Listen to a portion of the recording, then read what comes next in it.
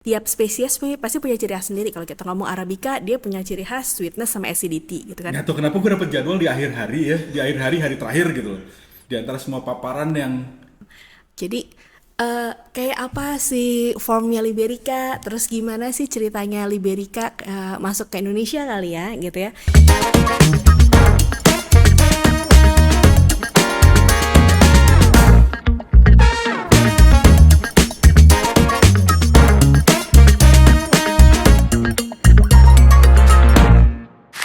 akhirnya kita syutingan lagi ya.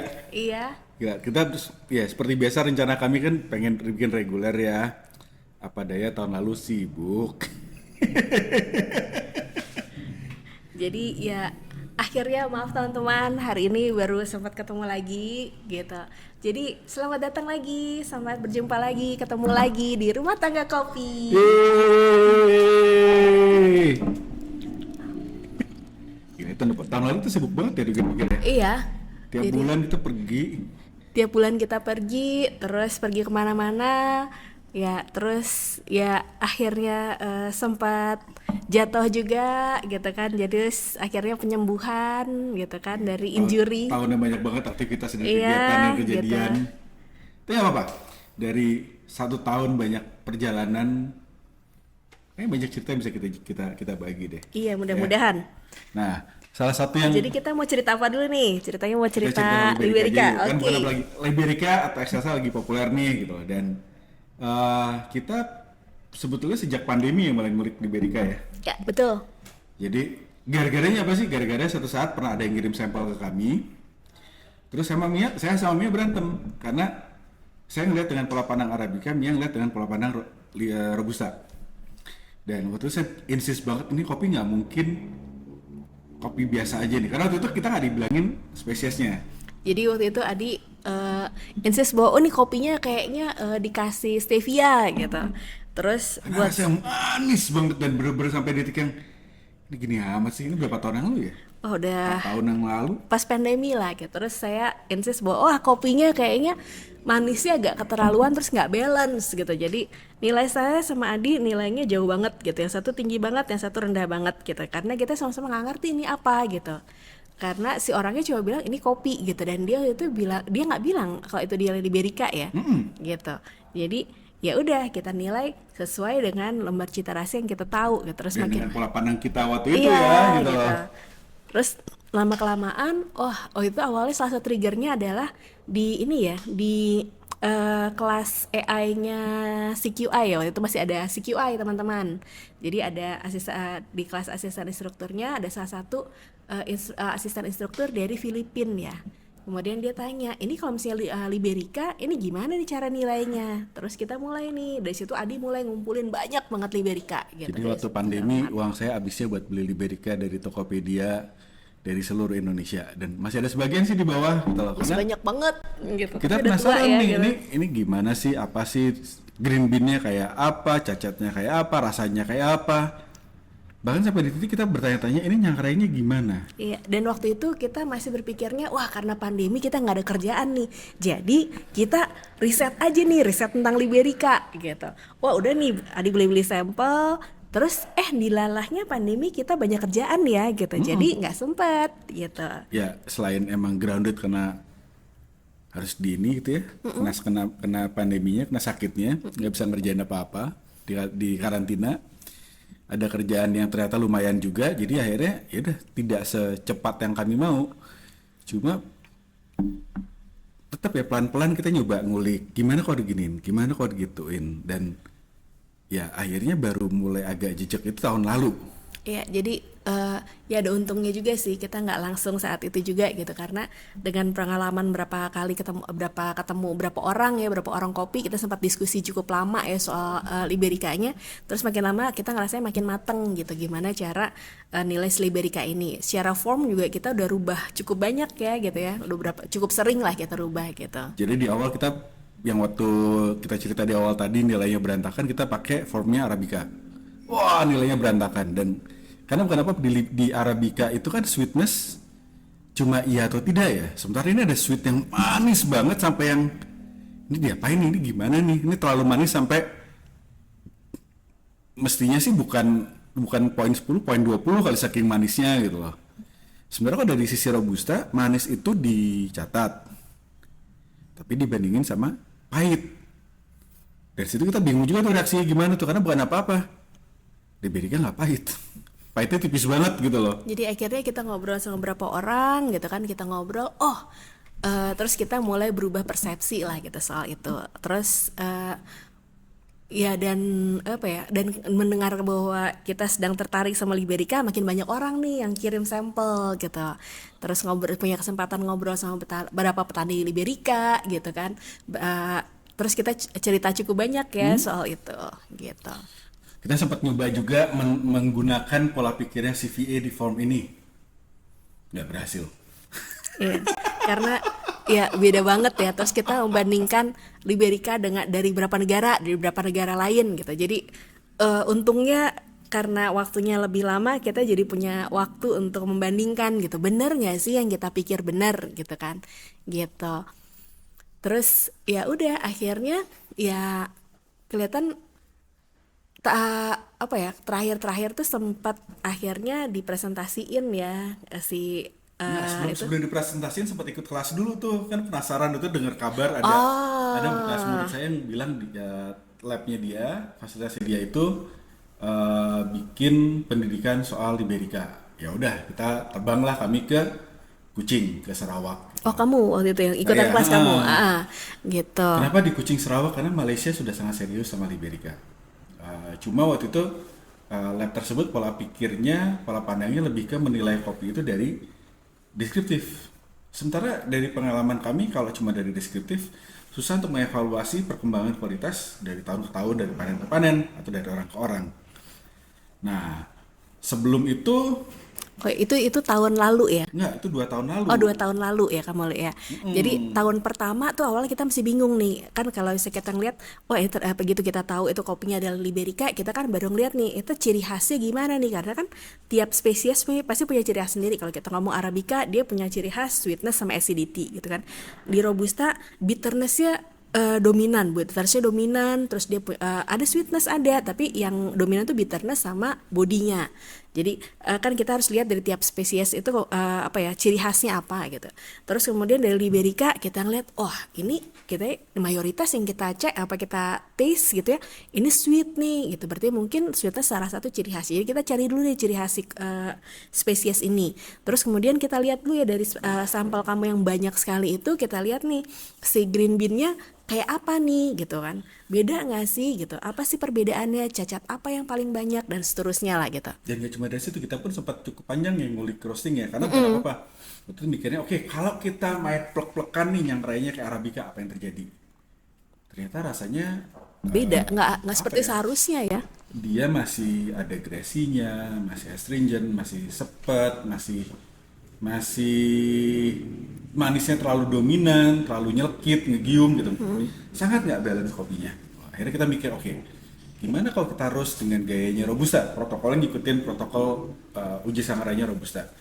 Nggak kena juga, karena gosong. Iya, jadi terlalu pahit gitu. Akhirnya kita mikir, gimana caranya? Akhirnya kita menemukan beberapa cara gitu. Terus kita uji dulu nih gitu kan. Kita cek beberapa kali gitu ya. Dan untungnya selama 2 tahun ini kita punya kesempatan untuk nyoba Liberica cukup banyak ya gitu. Kita dapat sampel kurasi dan jumlahnya cukup banyak gitu. Jadi cukup nih untuk dipakai untuk mengecek teori gitu kan, paling enggak gitu.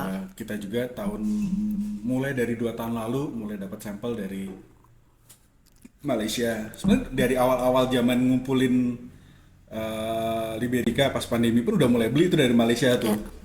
Cuman tetap terbatas, masih dari satu farm aja. Waktu itu farmnya kita beli dari Mike Kendall. Yang ternyata yang punya orang Kendal, Jawa. Makanya namanya Mike Kendall. Ya udah, kita beli, terus waktu ke Malaysia nemu lebih banyak, kita nyoba, kita beli green bean-nya, kita beli roasted bean-nya, kita coba lagi. Tapi kita tuh nggak pedean ya. Apa ya? Kita tuh dibesarkan, mungkin ya saya tuh dibesarkan kalau nggak pede, jangan ngomong dulu. Akhirnya kita selalu nyoba lagi, ngulik lagi, dan akhirnya apa namanya, yang bikin pede itu pas kemarin tahun lalu kita ikut simposium ya. Jadi ada satu simposium di Sarawak ya, di Kota Kucing ya, gitu. Jadi itu simposium soal Liberica gitu. Yang datang tuh pematerinya, jadi Adi diundang jadi pemateri di sana. Yang pematerinya tuh salah satunya ada tertarik Manuel Diaz, Dr. Manuel Diaz, terus kemudian Dr. Aaron Davis, Dr. Schwartz. Dr. Schwartz, Jadi yang gelarnya semua sebenarnya dokter sampai di titik yang saya pas Dr. presentasi hal Dr. pertama yang Schwartz. saya bilang adalah saya bukan ilmuwan, saya bukan apa-apa. Nggak tahu kenapa gue dapet jadwal di akhir hari ya, di akhir hari hari terakhir gitu loh. Di antara semua paparan yang kita beda yang, ini orang pinter-pinter Tapi kan di situ saya baru belajar bahwa Dr. Schwartz itu ternyata bukan dokter, tapi dia dokter, Dia dokter bukan dokter. bukan dokter gitu. Jadi selama ini saya pikir dia dokter di kopi gitu, seperti Aaron Davis atau Manuel Diaz gitu. Pokoknya kan di situ yang datang tuh who's and who-nya dunia kopi lah ya gitu. Jadi saya asalnya cuman mau ikut datang, cuman pengen lihat farmnya Liberica nih, kalau misalnya di sana tuh kayak apa gitu kan. Kita cuma taunya yang kopi-kopi Libericanya Indonesia gitu ya, pengen tahu gitu di sana. Pas lagi simposium sekalian ngobrol, ada tasting, terus ada ke kebun, wah tertarik gitu ya. Padahal di dalam perjalanan menuju sana Miang guling Iya, ke Sleo, jadi nggak bisa ke nggak bisa farm ke gitu. farm. Saya akhirnya ke farm tetap nggak nyampe farm. Jadi kita pergi ke dua farm nih. Saya berhenti di satu farm karena apa? Nanjak cuy. Dibilangnya tenang deket kok kebunnya kok deket setengah jam buat yang fit. Jadi saya pura-pura motret, pura-pura ngajak ngobrol, nemenin yang tua-tua. Kenapa sebenarnya nggak kuat aja nanjaknya gitu. Gitu. Nah, waktu presentasi kita sempat khawatir ya. Saya khawatir, saya jujur khawatir. Kenapa? Karena di sana ya waktu itu kehebohan CVA-nya SCA di mana penilaian nilai itu dianggap tidak valid. Orang ngomongnya deskriptif, lalu coffee consulate-nya Dr. Schwartz itu sangat fokus pada deskriptif. Sementara saya satu-satunya mungkin bawa konsep bahwa enggak, kita masih harus menilai. Jadi alasannya kenapa harus menilai, salah satunya kan gimana pun kita Indonesia itu kan negara penghasil ya gitu. Kalau kita cuma ngobrolin dari sisi deskriptif, kopinya bisa kayak apa, nanti kan kita nggak bisa ngecek nih kualitasnya tahun ke tahun seperti apa gitu. Sementara kalau buat kami nih kualitas itu kita penting untuk ngecek kualitas gitu, green bean quality-nya seperti apa gitu, cupping quality-nya seperti apa. Karena kan begitu kita ngomong tentang angka gitu ya, itu kan lebih mudah bisa dipertanggungjawabkan lah gitu sebenarnya. Dan itu untungnya diamini sama Dr. Aaron Davids ya gitu ya. Jadi kita udah khawatir banget gitu karena kita mikir wah orang Eropa tuh kan biasanya sangat deskripsi oriented lah gitu ya gitu. Tapi ternyata sebagai peneliti dia malah mendukung bahwa emang harus ada skor, karena dari sebagai peneliti dia bisa melihat bahwa kopi yang ini kalau skornya lebih tinggi berarti kualitasnya lebih baik gitu, dan tidak berdasarkan subjektivitas dari peminum gitu kan. Kalau misalnya kita ngeliat sekarang kan saya suka, saya nggak suka, berarti nilai di saya lebih tinggi daripada di kamu kan, kayak gitu. Tapi harus ada nih benchmarknya gitu, sama kayak di produk-produk lain, wine dan lain-lain itu kan juga ada benchmarknya gitu. Oh ya, kalau penasaran sama presentasinya nanti ada di YouTube ya. Cuma mohon maaf, ngevideoinnya pakai handphone, duduknya di pinggir. Kenapa? Karena yang kita dapat tempat duduknya di pinggir biar Mia aksesnya gampang. Ya masih kesaleo, masih lagi sakit-sakitnya tuh. Kita nyari tempat duduk yang mudah, jadi ya seadanya, suaranya pun relatif seadanya. Cuma ya pas pada saat itu kita agak tenang karena ternyata responsnya positif gitu. Saya ngobrol dengan beberapa orang. Waktu itu ada satu orang pekebun dari Sudan Selatan. Dia nanam excelsa di sana dan ya dia setuju bahwa kalau kita cuma cerita itu sangat tergantung sama pengalaman rasa. Kalau orangnya jalannya kurang atau emang latar belakang keuangannya atau keluarganya atau ekonominya kurang baik, maka deskriptif seseorang kadang tidak berarti buat orang tersebut. Angka itu lebih universal. Jadi setelah ngobrol dengan beberapa orang, setelah dapat respons positif dari beberapa orang, ya lebih pede aja sih buat launching. Dan itu tadinya awalnya mau launchingnya lebih cepat itu sebenarnya. Pas sebelum Lebaran. Terus kemudian ada satu kerjaan yang banyak, tapi nggak apa-apa, kerjaan banyak ini membuat kita bisa menguji ulang si form ini. Gitu.